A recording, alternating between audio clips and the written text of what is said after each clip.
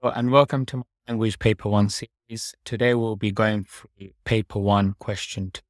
So we'll be focusing on the Alex Cold extract I've been discussing and analyzing in the last few lessons. So Paper 1 question 2 is always the same layout. The question consists of giving you line numbers from a specific part of the extract. So here they've given you from line 6 to 11. So it's usually a short paragraph. The structure of the question is always the same with some variation. So how does the writer use language here to describe the effects of the storm? So when it states how does the writer use language, that's something that I underline. And I straight away start thinking about the language devices. So imagery, metaphors, similes, adjectives, verbs, all those devices that you can think of. And we then need to expand upon the effect of this language. So it's the same format of paper 2 question 3, but here we're given 8 marks.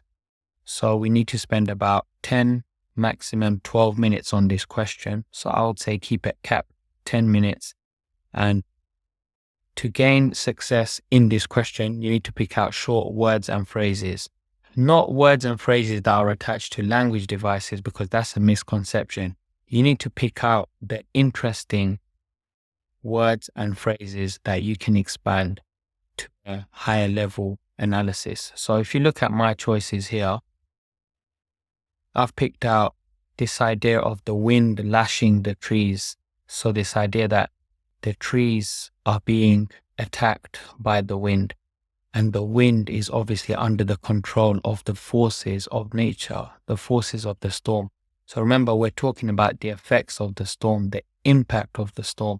So this will definitely be a quote that I develop on. If we look at the second one, it says he pictured the roaring Pacific Ocean a few blocks from his house, spilling in furious waves against the rock. Now there's a lot of detailed imagery here. So I would pick out roaring and expand upon the connotation. So something fierce is like very predatory, attacking, vicious. So this storm is attacking everything around it, is devouring it, is destroying it. And the language reflects this. Then adding to that, another layer is this idea of spilling. So if you think about when a glass or a container is at its maximum, then once a bit of force is applied to it, it starts to spill. So it only spills when a sense of force is attached to it, or a sense of force pushes it. So here we see it spilling. It's this sense of chaos, disorder. Everything is out of control. And then the adjective or even the abstract noun furious is linked next to it, which shows and enhances the intensity. So it creates this image of rage, of destruction, as though the storm is destroying everything around it. And this is the idea that I want to emphasize in my analysis. So now, once we've picked out the quotes, we kind of know what we are going to say about it. We pick apart the quotes again. So these are the quotes that I will choose to write my answer on. So if it's 8 marks, I would do 2 detailed paragraphs where I embed the quotes and analyze the imagery, pick out the language devices within these quotes. So keep your quotes short, embed them, and don't spend too much time establishing a point. Rather, spend your focus and your time on analyzing the language. This is what they want to see, the effects of the language. This is very important.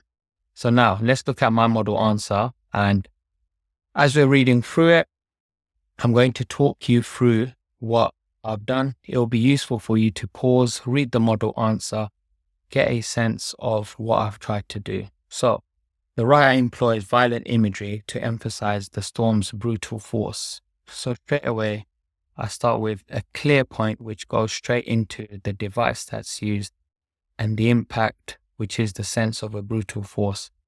So I don't need to establish like an introduction, just go straight into it. The wind is described as lashing the trees, a verb. Subject terminology, I've got a device. that conveys relentless, almost merciless aggression, as if nature itself is administering a cruel punishment upon the landscape. So we're straight away talking about connotations and ideas of this word lashing. So usually we use the word in the sense that he lashed out in fury. So we're seeing a similar convention here and this idea of the cruel punishment. So I'm straight away associating the connotations with the word, developing the idea. This sense of fury is further reinforced through the personification of the furious waves, which portrays the Pacific Ocean as a relentless force hammering the rocks with unrestrained anger and intent which is beyond control.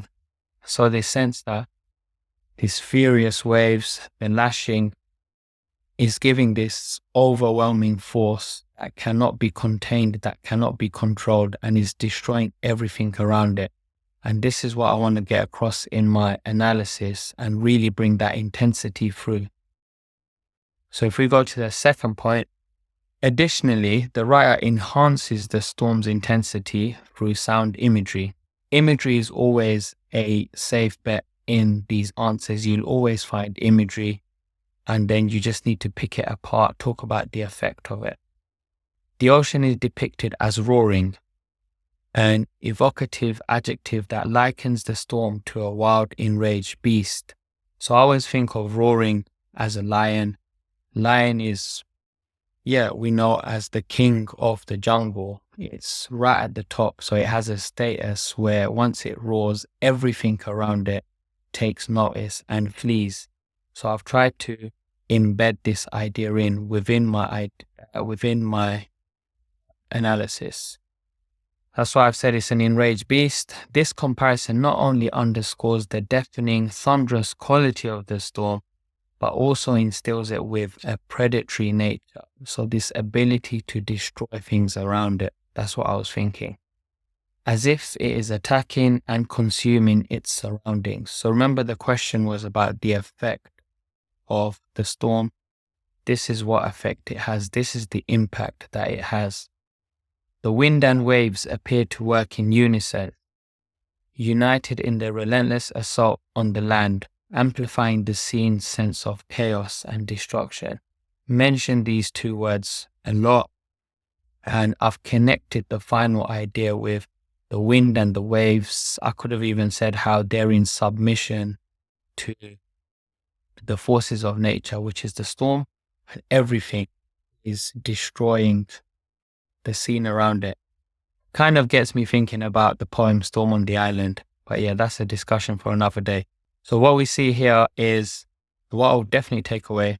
Keep your points very short and focused.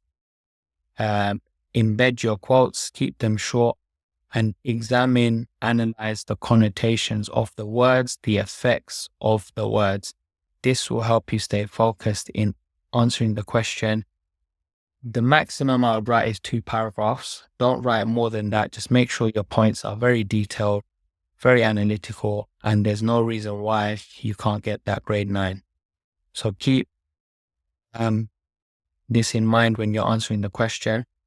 If you found this video beneficial, make sure to like and subscribe. I'll be sharing the rest of the questions within the language papers as well. So I hope you found that useful, and I'll see you next time. Thank you for watching. Take care now.